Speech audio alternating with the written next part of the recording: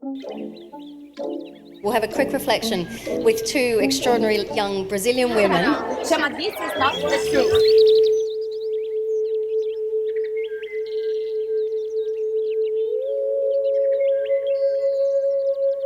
So we are talking about contradictions and staying with the trouble. We are in the midst of a profound change of paradigms. Why do we keep on going in a non-sustainable direction? We're deeply embedded in a planet which is actually our own body. The ideas you're experiencing have been framed, and maybe you don't agree with that frame. So a new paradigm is a heart paradigm. This requires a completely different engagement with the world, and the world we understand is one of collaboration. Perhaps it's time to enter some sort of decolonial time zone.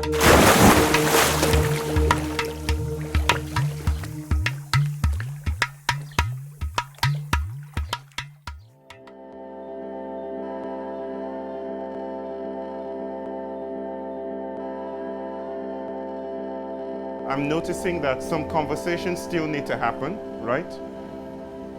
It's not done, it's not complete. This is a beautiful middle, not a beginning, not an ending, always a middle.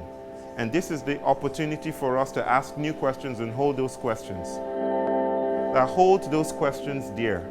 We don't have answers. Maybe our work will not be complete. Maybe we'll never find the answers to the questions you have right now. Maybe we are intergenerational beings.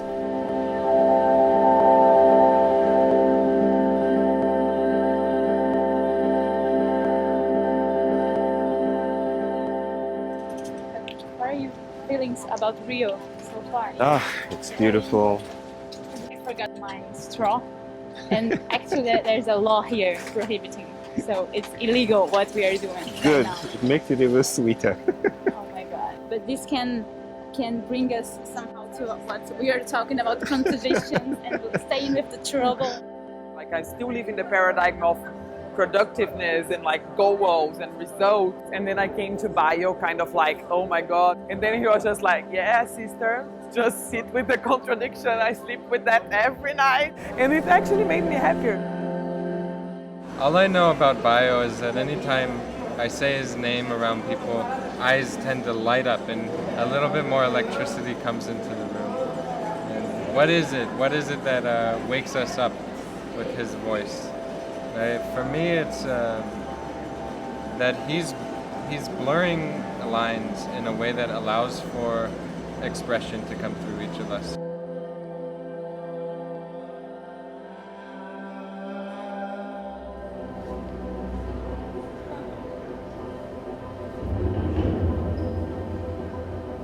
Today, people feel that this was the beginning of a period called the Anthropocene. This is real-time data. This is happening now. The Anthropocene is literally called the age of man, the time when we have become a superorganism. And we've changed everything so radically that it cannot be said that we're living in the same world that our great-great-great-grandfathers and mothers lived in. We're living in a fundamentally altered planet.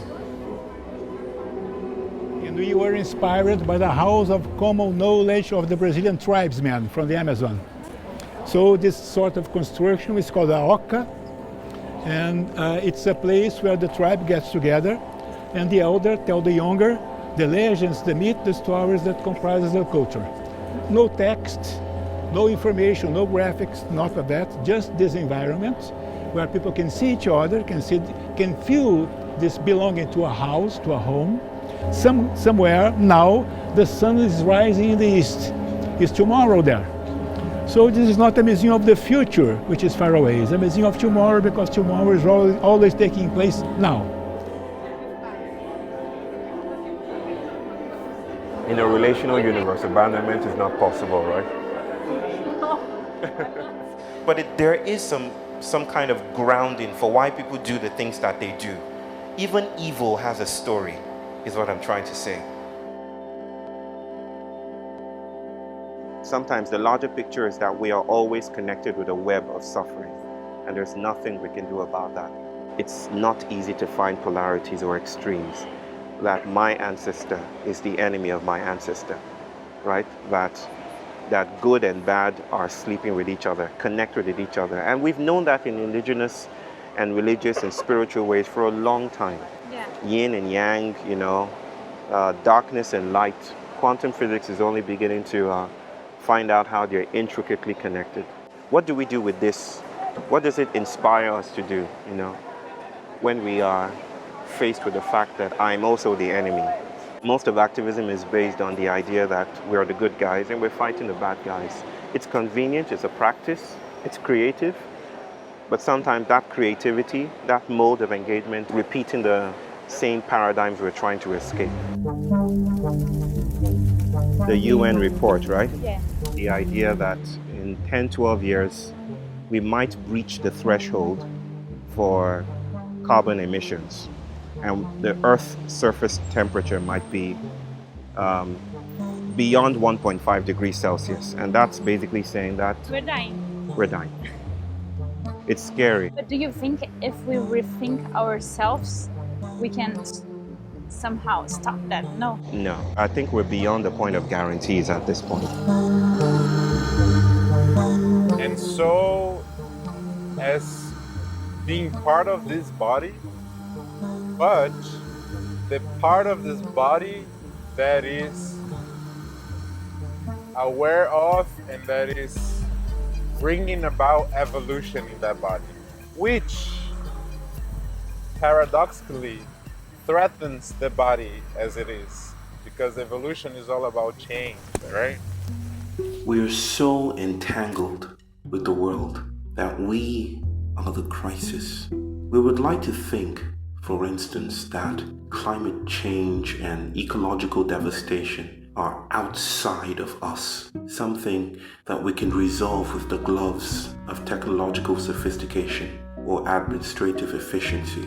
We would like to think that it is our place to mobilize nature to fit our rational imperatives. And when things don't pan out, we throw more money, more methodologies, and more men at the problem, hoping it would go away. But it doesn't, because we are the crisis. We, the entanglement of human and non-human, are the trouble that touches itself perversely. The crisis is not an interruption of our humanity or something wrong we can throw solutions at. It is the whole reconsidering itself. You know what would be radical? If the museum could curate a process where people could grieve, to actually stay with the trouble and to grieve together. For me, it was noticeably absent. The fact that other possibilities were foreclosed. So we were asking, for example, what futures can we imagine? We were not asking what futures can't we imagine.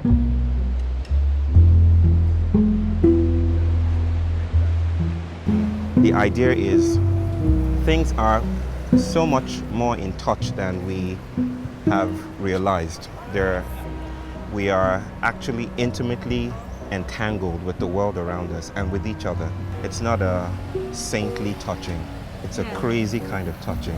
It's a monstrous kind of touching that makes us us. People are inviting us to slow down. My elders say, let us slow down. The times are urgent, let us slow down. It's a proverb where I come from. And this slowing down is an invitation to grieve, to slow down, to cry. Yes, crying is good. We need to be sad in order to be happy.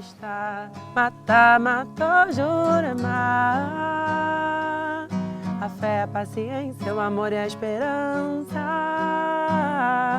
são forças femininas pra curar. What do we do about the loss of hope or the loss of dolphins? How many of you like dolphins here?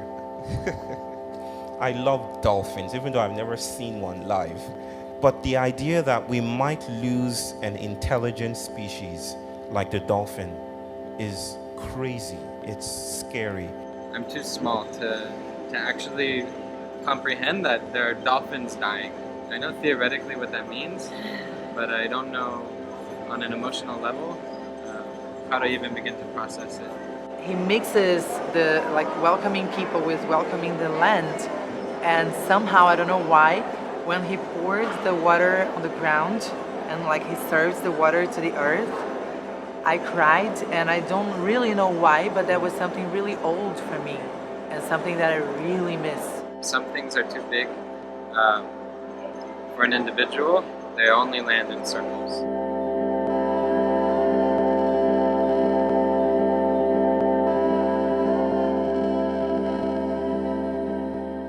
I used to see my father and his friends do this, what I'm about to do, and I didn't exactly know why they did it. And they did it all the time. It's this.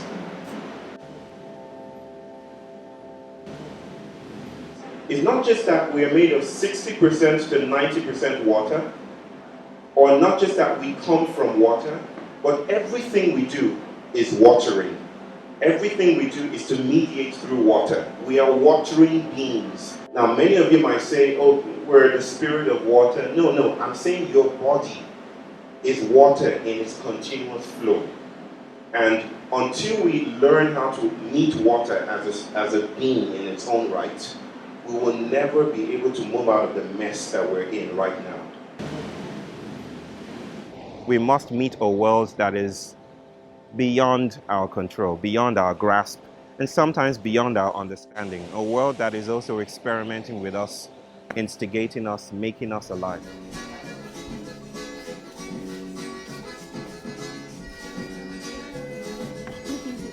Cooking is important. The things we do on an ordinary day level, they're important. That's our activism. We're stretching what it means to be an activist. We're stretching what it means to have an education today.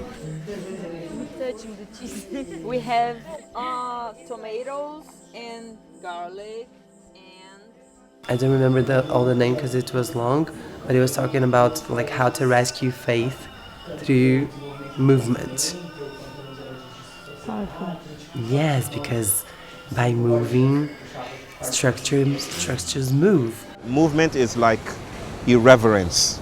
Like anything that moves away from its conditioning is, and which we do all the time, is the sacred to me. Yeah. Cheers.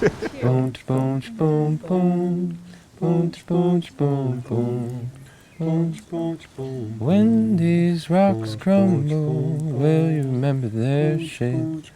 When these creeks run dry, will you remember their taste? When these bodies... Sounds like a soundbite. Yeah, the sacred is making a return. Like the idea that the world isn't dead, that love is not a bridge from me to the other, but love is a hyphen.